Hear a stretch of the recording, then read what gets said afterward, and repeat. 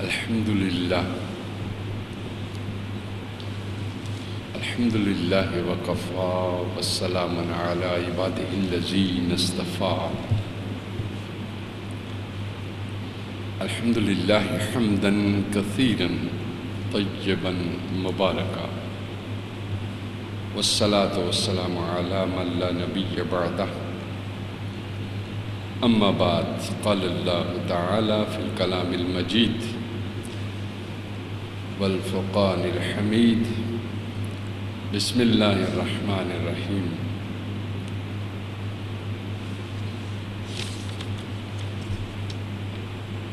يا أيها الناس اتقوا ربكم.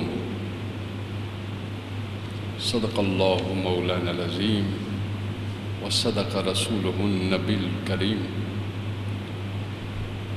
قال الله تعالى في شان حبيبه مخبرا وعامرا: إن الله وملائكته يصلون على النبي يا أيها الذين آمنوا صلوا عليه وسلموا تسليما. اللهم صل على سيدنا ومولانا محمد وعلى آله وصحبه وبارك وسلم.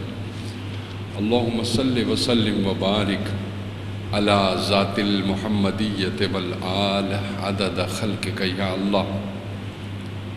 یا اللہ یا رحمان یا رحیم یا حی یا قیوم برحمتک نستغیث. معزز و محترم سامعین ذی وقار، آج رمضان المبارک کا تیسرا جمعہ ہے اور ہماری گفتگو ہو رہی ہے مقاصد عبادت الہیہ، مقاصد عبادات الہیہ. اللہ نے جل جلالہ نے جو عبادات ہم پہ فرض کی ہیں، ان فرض کی گئی عبادات کے مقاصد کیا ہیں، اور پھر ان مقاصد کو حاصل کرنے کے ذرائع کیا ہیں، اور پھر ان مقاصد کو حاصل کرنے کے اور اس کو دوام بخشنے کے تقاضے کیا ہیں، ان مقاصد کو دائمی، اور پھر ان مقاصد سے جو نتائج حاصل ہوتے ان کے دنیا اور آخرت میں فوائد کیا ہے. اور یہ چیز وحی الہی کے ذریعے ہی معلوم ہو سکتی ہے، اور یہ نبیوں کے ذریعہ سے معلوم ہوتی رہی، اور اس تقویٰ کی ایک ایک دو چیزیں پچھلی امتوں کو حاصل رہی ہیں، مگر یہ تقویٰ کا پورا گلدستہ بنا کر جناب محمد مصطفیٰ کو عطا فرمایا گیا، تاکہ اس میں ہر رنگ کا پھول ہو. پچھلے انبیاء کی وحدت اور توحید بھی ہو اس میں، رسالات کے انوار بھی ہوں اس میں، اور احکام الہیہ جو پچھلے ان کی کچھ تجلیات بھی ہوں اس میں، اور امت محمدیہ صلی اللہ علیہ وآلہ وسلم کے پاس فیضان محمدیہ بھی ہو. اب قرآن حکیم نے، میں نے جیسے عرض کیا تھا پچھلے جمعے پہ بھی آئے مبارکہ میں، کہ نماز کے مقاصد بھی، روزے کے مقاصد بھی، مال کو جو ہم صدقہ و خیرات و زکوٰۃ کرتے ہیں ان کے مقاصد بھی، یہ سب چیزیں مل کر جو چیز کہلاتی ہے وہ ہے تقویٰ. وہ کیا ہے؟ تقویٰ. مگر تقوی کا قریب ترین حصول کے قریب ترین ذریعہ کیا ہے؟ روزہ۔ تقوی کے حصول کا قریب ترین ذریعہ کیا ہے؟ روزہ۔ روزے سے انسان کی دو چیزیں، ایک اس کی شہوات نفس اور دوسری خواہشات نفس، ان دونوں میں کمزوری واقع ہوتی ہے۔ شہوات نفسانیہ اور خواہشات نفسانیہ، ان میں کمزوری پیدا ہوتی ہے، تو اس کا نتیجہ یہ نکلتا ہے کہ شہوات انسانیہ انسانی عقل اور شعور کو کمزور کر دیتی ہیں یا مردہ کر دیتی ہیں۔ شہوات نفسانیہ انسانی عقل اور شعور کو کمزور کر دیتی ہیں یا مردہ کر دیتی ہیں۔ اسی طرح خواہشات نفسانیہ انسان کے اندر روشنی اور اندھیرے میں جو تمیز ہو سکتی ہے اچھائی اور برائی میں، اسی کو چھین لیتی ہے۔ اچھائی اور برائی کی تمیز ہی ختم ہو جاتی ہے۔ جو شے ختم کر دے اسے کہتے ہیں خواہشات نفسانیہ، اور جو چیز انسانی عقل و شعور کی روشنی کا چراغ ہی گل کر دے اس کو کہتے ہیں خواہشات نفسانیہ، شہوات نفسانیہ۔ اب آئیے ہم یہاں پہ آپ کو تقوی کا جو ہم نے عرض کیا، چونکہ میں نے عرض کیا کہ تقوی وسیع تر مفہوم اپنے اندر رکھتا ہے۔ نماز سے حصول حاصل ہونے والی شے بھی تقوی ہی ہے، لیکن وہ ذرا زور دیتا ہے کس چیز کے اوپر؟ ان الصلاۃ تنہا عن الفحشاء والمنکر۔ نماز آپ کو فحشاء اور منکر ان دو چیزوں سے روکتا ہے۔ اب اس کی تشریح لمبی ہے، نہیں کروں گا، صرف میں تقوی صرف بتا رہا ہوں قرآن کی روشنی میں۔ تو قرآن حکیم نے فرمایا تقوی اور اس کا معنی کیا ہے، قرآن حکیم بتا رہا ہے۔ فرمایا یا ایھا الناس اعبدوا ربکم الذی خلقکم والذین من قبلکم لعلکم تتقون۔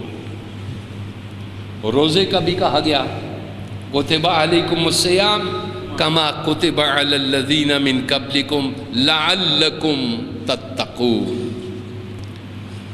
اب یہاں پہ فرمایا سُعْبُدُوا رَبَّكُمْ، تو معلوم ہوا عبادات الہیہ کے بلند تر مقاصد میں سے ایک مقصد اللہ کی بندگی ہے۔ اللہ کی کیا ہے؟ بندگی ہے، بندگی الہ ہے۔ اور فرمایا لوگو بندگی کرو اس رب کی جو تمہارا اور تم سے پہلے لوگوں کا جو ہو گزرے ان کا خالق ہے۔ یعنی یہاں پہ بندگی کو جوڑ دیا ہے خالق کے ساتھ۔ بندگی کو کس کے ساتھ جوڑ دیا؟ خالق کے ساتھ، کہ بندگی کے لائق صرف وہی ہے جو پیدا کرتا ہے، جو خالق ہے تمہارا، اس کے علاوہ کسی کی بندگی نہیں ہو سکتی۔ لیکن بعض لوگ احترام کا نام بندگی رکھ دیتے ہیں، بعض لوگ احترام کا نام کیا رکھ دیتے ہیں؟ عبادت رکھ دیتے ہیں۔ احترام اور ہے، عقیدت اور ہے، اور بندگی اور ہے۔ ذرا ان میں فرق کرنا ہوگا ہمیں۔ احترام ادب عقیدت یہ اور ہے، اور بندگی اور ہے۔ یہ ہم تسلیم کرتے ہیں کہ بندگی صرف اللہ کی ہے چونکہ وہ خالق ہے، اور یہ انسان کی جبین اور یہ پیشانی صرف اسی کے آگے جھکتی ہے، یہ کسی اور کے آگے جھکنی نہیں چاہیے، چونکہ یہ سر عظمت کی، جس میں انسانی میں عظمت انسانی کی سب سے بڑی دلیل ہے، اسی کے اندر تمام تر چیزیں پروردگار عالم نے رکھی ہوئی ہیں۔ گویا یہ ایک عرش کا درجہ رکھتا ہے، یہ اللہ خالق کے سوا کسی کے آگے جھکنا، چاہے وہ انسانی طاقت ہو کوئی یا ملکی طاقت ہو کوئی یا شیطانی طاقت ہو کوئی، وہ کسی کے آگے عبادت کے مقصد سے جڑا ہوا ہو تو جھکنا، مقصد ادب ہو تو بھی اس کو ایسا ادب جو کہیں بھی کسی طرح بھی شرک کا شبہ بھی جس میں پایا جائے اس سے گریز کرنا چاہیے، اس سے گریز کرنا چاہیے۔ تشبیہ بھی شرک بھی بعض اوقات جہالت کے ساتھ زمرہ شرک میں پیدا ہو جاتی، لہذا پروردگار عالم نے فرمایا یا ایھا الناس اعبدوا ربکم، کس رب کی عبادت کرو جس نے تمہیں پیدا کیا۔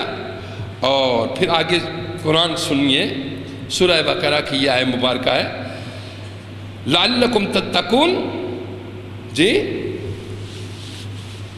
تاکہ تم، قرآن کہہ رہا ہے تمہارے پہنچنے کی صرف یہی صورت ہے۔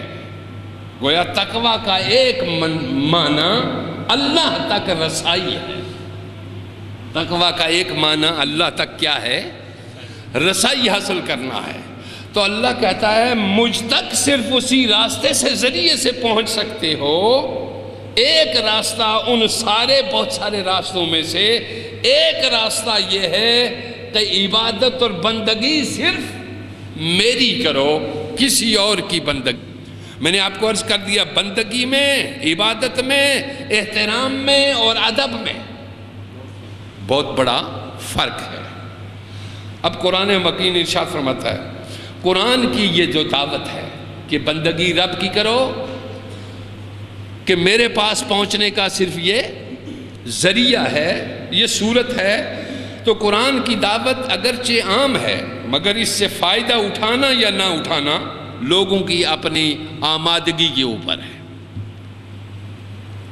دعوت عام ہے لیکن فائدہ صرف وہی لوگ اٹھا سکتے ہیں جو آمادہ ہوں ان چیز کے اوپر، اس چیزوں کے اوپر اپنی آمادگی ظاہر کریں، اس لیے کہ لا اکراہ فی الدین، اللہ خالق ہو کر بھی تمہیں جبرن دین کی طرف نہیں لاتا۔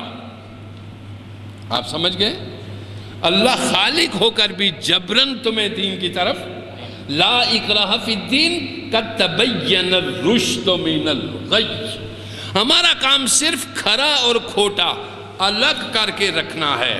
اور انبیاء کی زبانی یہ کہلا بھیجا وما علینا الا البلاغ، ہمارے اوپر اس کا میسج پہنچا دینے کے سوا باقی کوئی ذمہ داری نہیں۔ پہنچانا ہمارا کام ہے چونکہ ہم اس کے میسنجر ہیں، ہم اس کے پیغمبر ہیں، ہم اس کے رسول اور نبی ہیں، پہنچانا ہمارا کام ہے۔ وما علینا الا البلاغ، لہذا یہ ابلاغ ہے، پہنچانا ہے۔ اور وہ پہنچانا کیا ہے؟ تعلیمات تقوی۔ اور تعلیمات تقوی آپ کے اندر کیا پیدا کرتی ہے؟ خشیت الہی یا محبت الہی، خشیت الہی یا محبت۔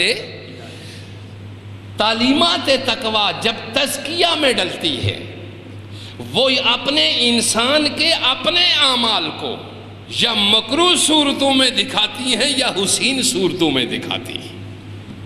آپ سمجھ گئے؟ یا مکروہ کرہت صورتوں میں دکھاتی ہیں۔ اگر اس کے اپنے اعمال مکروہ، غلیظ، گندی، خوفناک صورت اختیار کرتے ہیں، اس کی ایک مثال رات کو خواب میں بھی آپ کو مل جاتی ہے۔ جس انسان کے اوپر جس جانور کی خصلت غالب ہو، خواب کے اندر اسی جانور کی صورت انسان دیکھتا ہے. کوئی چیونٹی کی صورت دیکھے تو اس کا مفہوم الگ، کوئی چیتے بھیڑیے کی صورت دیکھے اس کا الگ، کوئی آگ جلتی دیکھے اس کا مفہوم الگ، کوئی ڈوبتا اپنے آپ کو دیکھے تو اس کا مفہوم الگ. گویا خوف کی ساری کیفیتیں آپ کی اپنی سوچ یا اعمال کا نتیجہ ہوتی ہے، جو ادھر چھوٹے سے خواب کی صورت میں آپ کے سامنے رکھ دی گئی اور مرنے کے بعد ایک طویل خواب کی صورت میں آپ کے سامنے آ جائے گی. موت کے بعد ایک لمبی خواب کی صورت میں، پھر اس سے جاگ نہیں سکیں گے آپ. یہاں تو تھوڑا سا خوف ہوا، ہلے، کپ کپائے، ادھر ادھر اٹھے اور جاگ گئے. موت کے بعد یہی خواب ایک طویل صورت اختیار کر جائے گا. شرق و غرب میں تو بھاگے گا، دائیں بائیں تو بھاگے گا، اس سے جان چھڑانے کی کوئی صورت تلاش کرے گا مگر نہیں مل سکے گی. آپ سمجھ گئے؟ تا آ کے پھر حشر کا جھٹکا پھر تجھے جگا دے. ایک یہاں ہم سوئے ہوئے ہیں، نیام و نظاماتو انتبہو، فرمایا لوگوں تم سوئے ہوئے ہو، مرو گے تو موت کا جھٹکا جگا کر دوسری کائنات میں تمہاری آنکھ کھول دے گا. اور پھر وہاں طویل نیند کے بعد ایک اور جھٹکا آئے گا جو قیامت کا جھٹکا ہوگا. وہ تمہیں وہاں سے بھی اٹھا کر میدان حشر میں لے جائے گا. اور آپ کو میں نے عرض کر دیا کہ انسان کے اعمال اس کی صورت میں یا مکروہ کرے، خوفناک، ڈراؤنی، عذاب دہ صورت میں نظر آئیں تو انسان کو خشیت میں مبتلا کرتے ہیں. یا حسین، جمیل، جنات تجری من تحتہا الانہار، جنتوں کی صورت میں نظر آئیں تو اس کا معنی یہ ہوتا ہے کہ انسان کے اندر جنت کے خصائل موجود ہیں، جانے کی وجہ موجود ہے.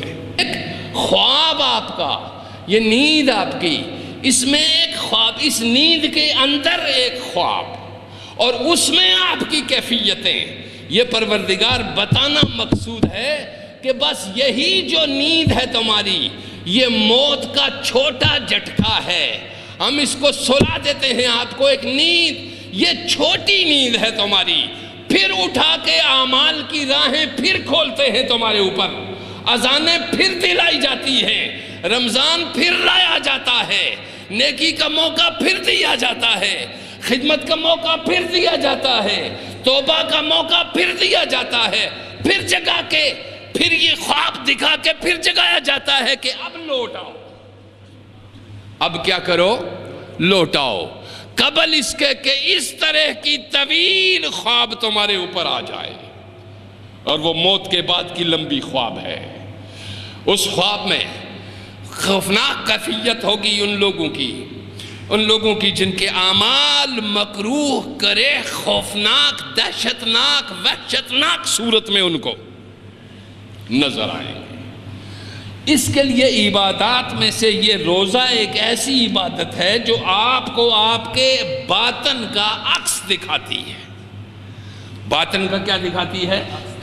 عکس دکھاتی ہے کہ باطن کیسا ہے. چونکہ تزکیے سے آپ کے دماغ اور دل کے اندر ایک یکسانیت پیدا ہوتی ہے تو پھر مادی اور روحانی خواب آپ دیکھتے ہیں. مادی اور روحانی خواب آپ دیکھتے ہیں. مادی خواب اور روحانی خواب ایک عقل کی روشنی میں دکھتی ہے اور دوسری قلب کی روشنی میں دکھتی ہے. اب یہ بحث لمبی ہو جاتی ہے. میں زیادہ سے زیادہ قرآن سنانا چاہ رہا ہوں آپ کو تاکہ آپ قرآن سنیں. اور ساتھ قرآن کریم کی میں نے یہ عرض کر دیا کہ یا ایھا الناس اعبدوا ربکم الذی خلقکم والذین من قبلکم لعلکم تتقون. تو تقوی کا ایک معنی یہ ہے کہ تم آخرت میں اللہ کے عذاب سے اور ناراضگی سے بچ جاؤ. دوسرا قرآن مقدس نے ارشاد فرمایا سورہ اعراف میں 7واں سورہ قرآن پاک کا آیت نمبر 65 ہے. قال یا قوم اعبدوا اللہ ما لکم ومن الہ غیرہ، ارشاد فرمایا اے برادران قوم، اللہ کی بندگی کرو، اس کے سوا تمہارا کوئی خدا نہیں ہے۔ اب پھر فرمایا افلا تتقون، پھر کیا تم غلط روی سے پرہیز نہیں کرو گے؟ اللہ پوچھ رہا ہے کہ پوچھو ان سے، پھر اپنی روش غلط کو نہیں بدلو گے؟ سوچو تو صحیح کہ تم ہو کیا، سوچو صحیح کہ تم ہو گیا۔ یہاں بڑے بڑے گزرے، شداد اور حامان اور نمرود اور قارون اور فرعون، چیز ہی نہیں ہو۔ فرمایا افلا تتقون، اپنی ذرا تخلیق کے اس پانی پہ ہی غور کر لو کہ ایک گندگی سے نکالا ہم نے، دوسری گندگی میں ڈالا، پھر باہر نکالا، پھر گندی جگہ پہ ڈالا۔ ذرا اگر تمہیں کسی عہدے یا منصب یا رنگ یا نسل یا نسب، اس پہ کبھی تمہاری گردن اکڑ جائے تو اپنے تخلیق کے پروسیس پہ غور کر لینا، اور تخلیق کے پروسیس سے غور کرنے کے بعد یہ رکھ دینا کہ میں نے غریب اور امیر کے پیٹ کا سائز ایک ہی رکھا ہوا ہے، ایک ہی سائز رکھا ہوا ہے، اس سے زیادہ نہیں کھلا جا سکتا، اور اگر کوئی زیادہ کھا بھی جاتا ہے تو ہم تھوڑی عمر کے بعد اس کی اس پرخوری کا بدلہ اس صورت میں لیتے ہیں کہ ابلی ہوئی چیز پہ اس کو لا کر چھوڑ دیتے ہیں۔ نہیں، ہم پیٹ کا سائز نہیں بڑھنے دیتے، صرف تیری آنکھ کی ہرس بڑھتی رہتی ہے، آنکھ کی ہرس بڑھتی رہتی ہے، پیٹ کا سائز، اس پہ بھی غور کر لینا ذرا۔ لاکھوں انسانیت کا قتل عام کرنے والوں اور لاکھوں انسانیت کی جانیں لینے والوں، عہدوں اور مناصب پہ اپنے آپ کو اترانے والوں، ہم نے پیٹ کا سائز نمرود کا بھی ایک ہی تھا، ہارون اور قارون کا بھی ایک ہی تھا، ہم نہیں بڑھنے دیتے۔ کہیں اگر چلا بھی جائے تو ہم آہستہ آہستہ پھر روزے پہ مجبور کر دیتے ہیں۔ اب سمجھ گئے؟ پروردگار کیا دکھا رہا ہے انسان کو۔ قرآن پڑھتے نہیں ہم، یہ کتاب ہمارے لیے آئی مگر اس کو ہم پڑھتے نہیں۔ زیادہ سے زیادہ ہم جب گھر میں بے برکتی ہو جائے، بے برکتی بھی بد اخلاقی سی ہوتی ہے، اور بد اخلاقی بھی جو ہے وہ برے رویوں سے ہوتی ہے، جب ہو جائے تو ہم قبل اس کے کہ ہم قرآن کی طرف رجوع کریں، ہم اپنے اللہ کی طرف رجوع کریں، ہم خوش خلقی کی طرف رجوع کریں، ہم کسی تعویذ دھاگے اور گنڈے والے کی طرف رجوع کرتے ہیں۔ پتہ نہیں ہو کیا گیا، پتہ نہیں ہو کیا گیا، گھر میں بربادی ہو گئی، اولاد بات نہیں مانتی۔ تو پہلے خود غور کر، تو نے باپ کی مانی ہے؟ تو غور کر خود، پہلے ماں کی مانی ہے؟ اگر تو نے مانی ہے تو پھر ان پہ ماننے، چونکہ یہ کائنات مکافات عمل ہے، یہ دنیا مکافات نافرمان، ماں باپ کے نافرمان کی اولاد کبھی فرما بردار نہیں ہو سکتی، بیوی اور ماں کے درمیان تمیز کرنے والے کی اولاد کبھی، تمیز نہ کرنے والے کی اولاد کبھی حسن سلوک سے۔ تقویٰ کیا چیز ہے؟ تقویٰ کسی ایسی بڑی بلا کا نام نہیں ہے، یہ چھوٹی چھوٹی چیزیں مل کے تقویٰ بنتی ہیں جو تمہارے گھروں میں بکھری ہوئی ہے۔ قرآن مقدس نے کہا افلا تتقون، کیا تم غلط روی سے پرہیز نہیں کر سکتے؟ یعنی کس طرح؟ اب قرآن مقدس پھر سورہ اعراف اگلی دیکھیں، ارشاد فرمایا خذوا ما آتیناکم، یہ میں آپ کو تقویٰ کا معنی سمجھا رہا ہوں۔ لعلکم تتقون، روزہ اس لیے رکھو کہ تم صاحب تقویٰ ہو جاؤ۔ قرآن تقویٰ کی تشریح کر کے بتا رہا ہے کہ تقویٰ ہے کس کس چیز کے اندر۔ ارشاد فرمایا خذوا ما آتیناکم بقوۃ واذکروا ما فیہ، یہ جو کتاب قرآن ہم نے تمہیں دی ہے، یہ جو کتاب ہم نے تمہیں دے رہے ہیں اسے مضبوطی کے ساتھ تھام لو. یہ مقصد نہیں کہ اس کا تعویل میں ڈال لو، اس کو مضبوطی کے ساتھ احکام الہیہ کو کیا کرو، اس کی بات مان جاؤ. اور کیوں؟ قرآن مقدس سنیے، خذوا ما آتیناکم بقوۃ واذکروا ما فیہ. اس کتاب الہی کو جو ہم تمہیں دے رہے ہیں اسے مضبوطی سے تھام لو اور جو کچھ اس میں لکھا ہے اسے یاد رکھو. جو کچھ اس میں لکھا ہے اس کو کیا کرو، یاد رکھو. کیا ہم یاد رکھتے ہیں؟ ہم نے تو ٹھیکہ دے دیا ہے کہ مردے پہ بھی مولوی پڑھے، ٹھیک ہے، اور جنات پہ بھی کسی تعویذ یا گنڈے کی صورت میں قرآن ہی ہمیں میسر آئے. یہ باعث شرم چیزیں ہیں مسلمانوں کے لیے. جو کتاب تعلیم کے لیے دی گئی اس سے انصاف نہیں کرتے. اس کے ساتھ جب انصاف نہ ہوا تو اپنی جان کے ساتھ انصاف نہیں ہوگا. قرآن مقدس نے کہا کہ یہ کتاب کو کیوں مضبوطی سے پکڑو اور اس میں جو کچھ لکھا کو اس سے یاد کیوں رکھو، لعلکم تتقون. قرآن یہ سنا رہا ہوں آپ کو اس لیے کہ میں کوئی کہانی سنانے کا عادی نہیں ہوں، نہ کسی فرقے کی نمائندگی نہ کسی پالیٹکس کی نمائندگی کرتا ہوں میں دنیا میں. قرآن آپ کو سنا رہا ہوں جو آپ چھوڑ چکے ہیں. فرمایا یہ کتاب اس لیے مضبوطی سے پکڑو لعلکم تتقون، تاکہ توقع ہے کہ تم غلط روی سے بچے رہو گے. تو کیا ہوا؟ تقوی کا ایک معنی غلط روش سے بچنا. آپ سمجھ گئے؟ اگلی آیت آپ کو سناتا ہوں سورہ الحج کی. یہ تو قرآن کہہ رہا ہے کہ تقوی اختیار کرتے رہو، غلط روش سے بچتے رہو، غلط روی سے بچتے رہو. پھر سورہ الحج میں کہا یا ایھا الناس اتقوا ربکم،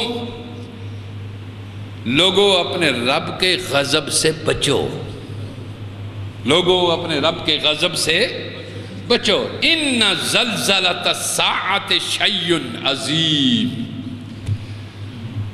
فرمایا حقیقت یہ ہے کہ قیامت کا زلزلہ بڑی ہولناک چیز ہے، بڑی ہولناک چیز ہے.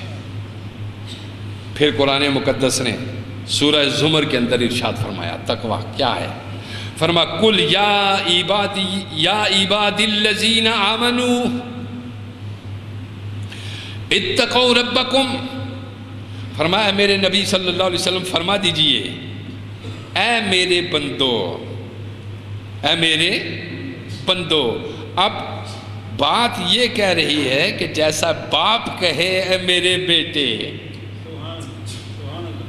ایک یہ کہے کہ او بیٹے، ایک کہے اے میرے بیٹے، تو بیٹا سمجھ جاتا ہے کہ باپ کا ارادہ کیا ہے. جی او بیٹے، او میرے بیٹے. یہ لفظ جو دوسرا ہے یہ دل کے اندر جاتا ہے کہ نہیں جاتا؟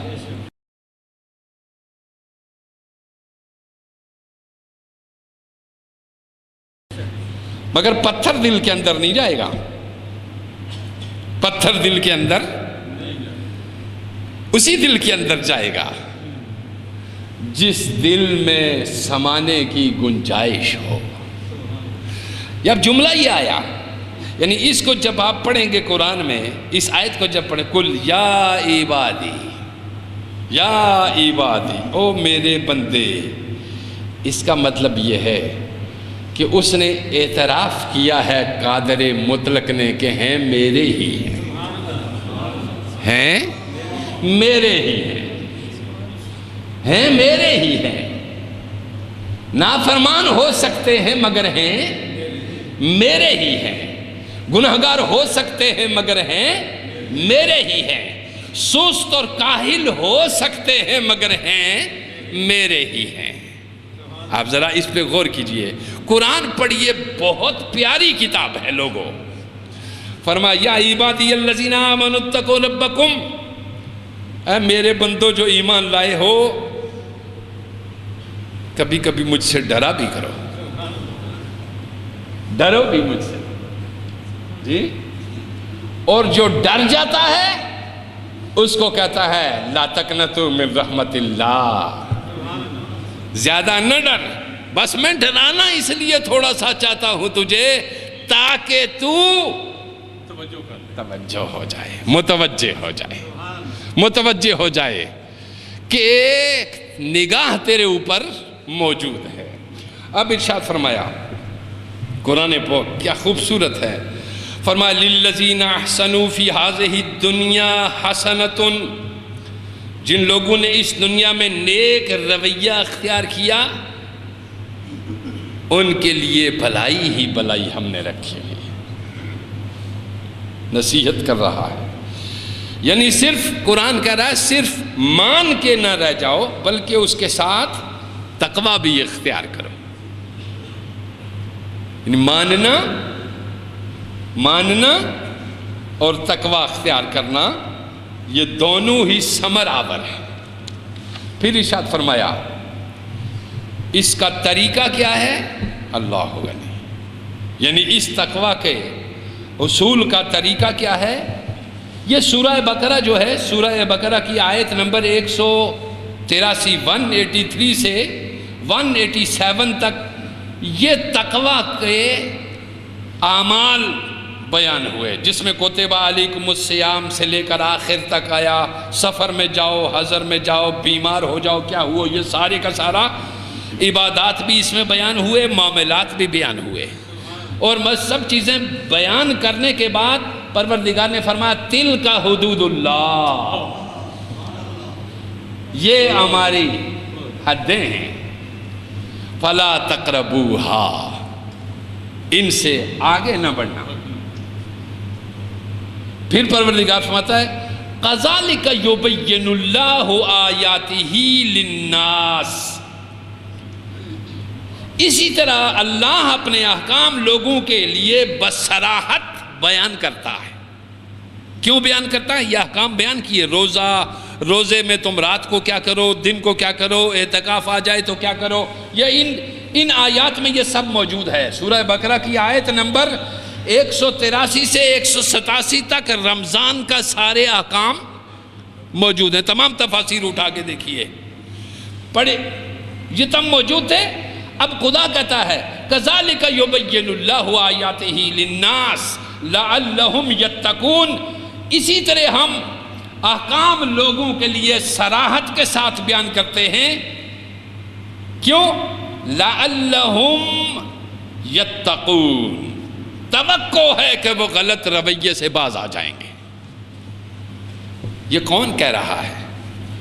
قادر مطلق، خالق کائنات، جس کے قبضہ قدرت میں یہ سنگل سانس ہے تیری، وہ کہہ رہا ہے، وہ کہہ رہا ہے کہ لعلکم، توقع ہے لعلہم یتقون، یہ جو حدود ہم نے بیان کی ہیں ان کے اندر رہ کر اس مہینے کے ثمرات سمیٹے جا سکتے ہیں۔ لعلہم، توقع ہے، پروردگار جب کہے توقع ہے تو پھر ہم غیر متوقع صورتحال میں کیوں جاتے ہیں جی؟ ہم غیر یقینی کی صورت میں کیوں جائیں جب وہ کہہ رہا ہے کہ ایسا کرو، ہو سکتا ہے میں تمہیں بخش دوں، توقع ہے کہ تم غلط رویوں سے باز آ جاؤ تو میں تمہیں چھوڑ دوں۔ اب یہ آیات تھی تقویٰ کی۔ روزے کے مقاصد میں سے ایک مقصد کیا ہے؟ تقویٰ۔ اب اہل تقویٰ کی خاص صفت جو بیان کی گئی ہے وہ ہے صبر۔ اہل تقویٰ کی خاص صفات میں سے جو زبردست صفت بیان کی گئی ہے، صفت وہ کون سی ہے؟ صبر۔ قرآن مقدس کہتا ہے الذین یقولون ربنا اننا آمنا، یہ پہلا جملہ ہے، جو کہتے ہیں کہ مالک ہم ایمان لے آئے، اے ہمارے اللہ ہم ایمان لے آئے، ربنا اننا آمنا، اب تو کیا مہربانی فرما، فاغفر لنا ذنوبنا، فاغفر لنا ذنوبنا، ہم نے تیری قدرت کو تسلیم کر لیا، ہم نے تیری عظمت کو تسلیم کر لیا، ہم نے سر جھکا دیا، فاغفر لنا ذنوبنا، اب ہماری خطاؤں سے درگزر فرما، اب ہماری خطاؤں سے درگزر فرما دے۔ آئے ہائے۔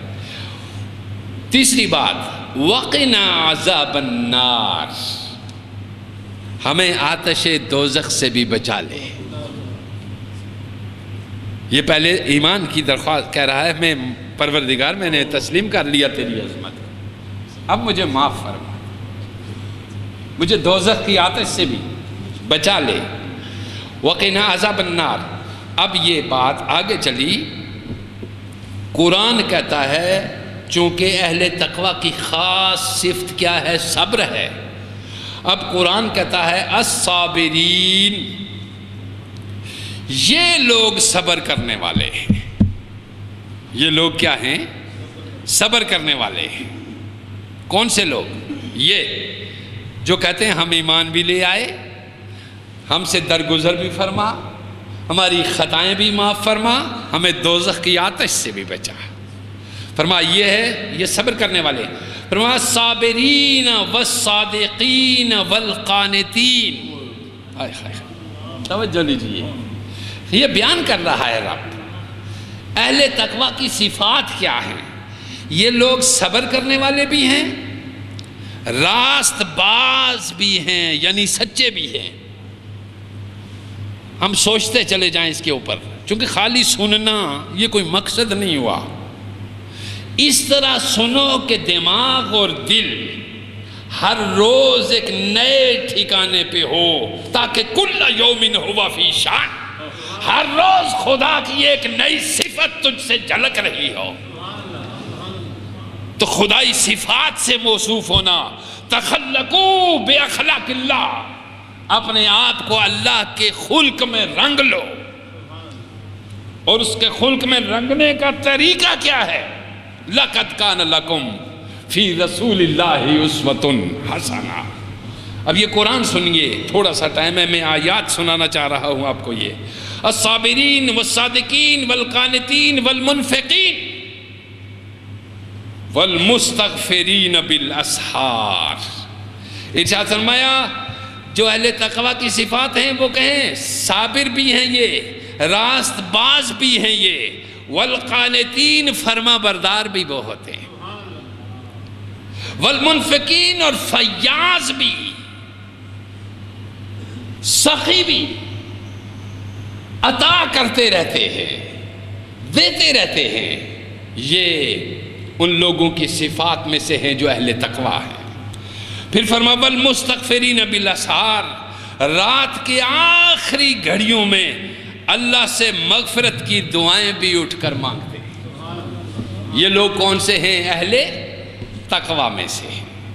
فرمایا تقوی کے اخروی نتائج کیا نکلیں گے؟ دنیا میں تو عزت و سب چیزیں ہوگی، آخرت کے نتائج کیا نکلیں گے؟ للذین اتقوا عند ربہم، جو لوگ تقوی کی روش اختیار کریں گے، جنات تجری من تحتها الانہار، ان کے لیے ان کے رب کے پاس باغات ہیں۔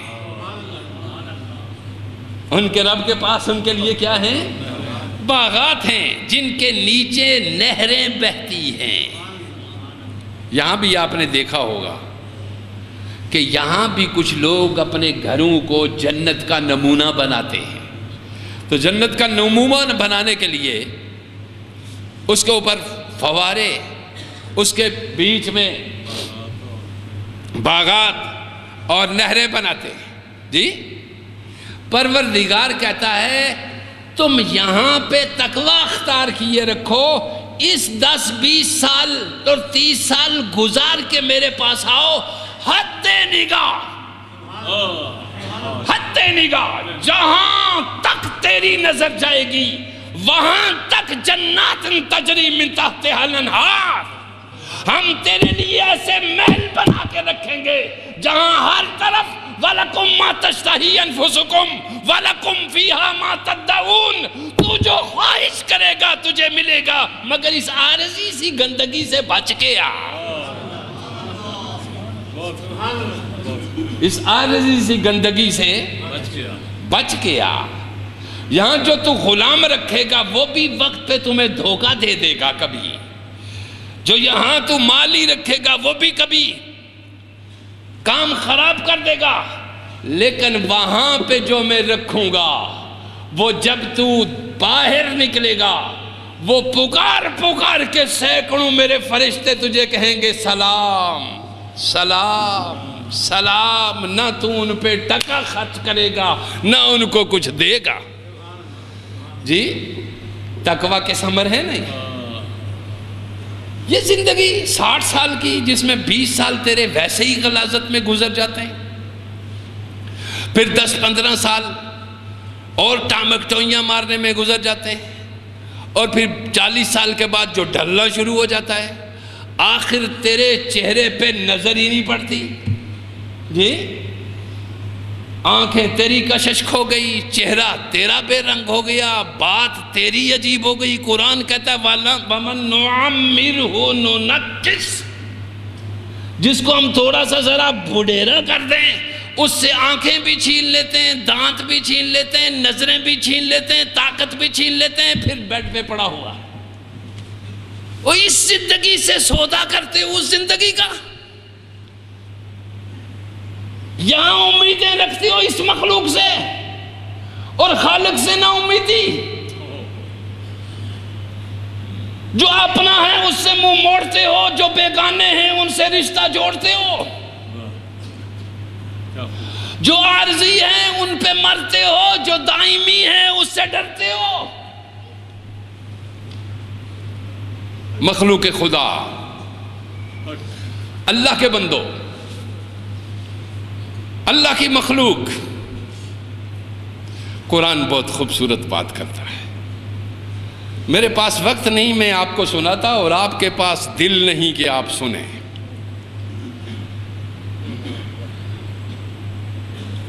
آپ کے پاس دل نہیں کہ آپ سنیں، وہ آنکھ ہی نہیں جو برس نہ جائے، اور وہ دل ہی نہیں جو ٹوٹ نہ جائے۔ جی وہ دل ہی نہیں جو ٹوٹ نہ جائے۔ مگر آج کی گفتگو بس صرف اتنی ہے ہماری، انشاءاللہ اگلے جمعے پہ ہم تقویٰ کے پھر اسی کی بات کریں گے کہ تقویٰ کیا مقاصد دیتا ہے، اور کتاب قرآن سے بہتر کوئی رہنمائی نہیں، نہ کسی کی کہانی نہ قصہ نہ واقعہ۔ وما علینا الا البلاغ۔